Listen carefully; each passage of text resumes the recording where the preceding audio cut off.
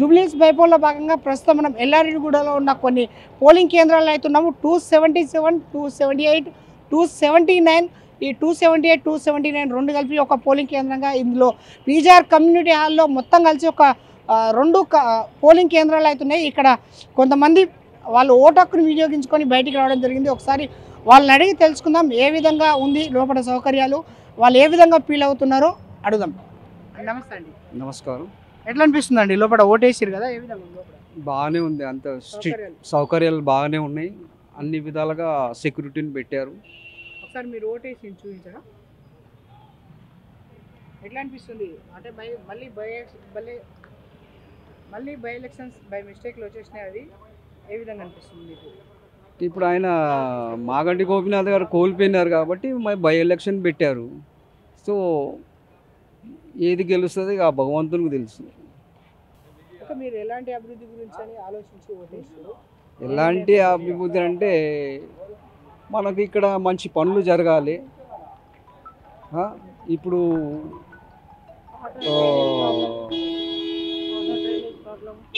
Water drainage problem అంటే పేదవాళ్ళకు help చేసే విధంగా ఉండాలి, ప్రజలకు సౌకర్యంగా ఉంటే బాగుంటుంది. వాళ్ళ స్వార్థం చూసుకోకుండా ప్రజల కోసం ఆలోచించాలని అనుకుంటున్నాం. అనుకుంటున్నాం అదైతే కన్ఫర్మ్ 101% నేను వేసిన దాన్ని అది గెలుస్తుందని నేను అనుకుంటున్నాను.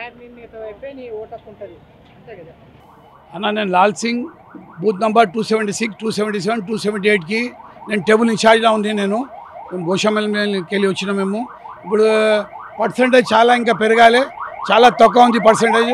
మా ఒక విజ్ఞప్తి ఏమంటే ఈ జూబ్లీహిల్స్ ఓటర్స్కి అందరూ బయట రావాలి. ఇది మతదాన్, ఇది ఫెస్టివల్, ఈ ఫెస్టివల్లో మనం పార్టిసిపేట్ చేయాలి.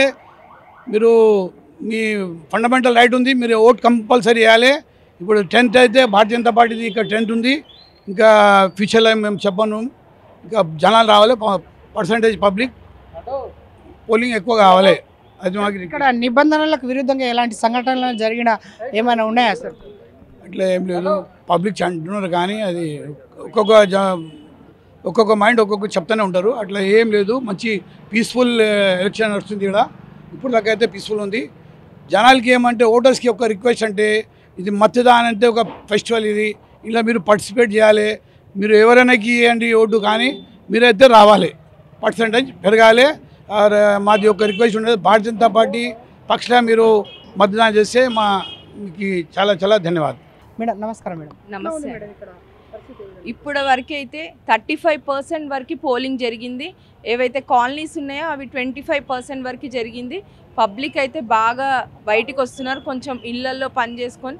ఇది ఇప్పటి నుండి గ్రాఫ్ పెరుగుతుందని, పర్సంటేజ్ పెరుగుతుందని మేము భావిస్తున్నాం.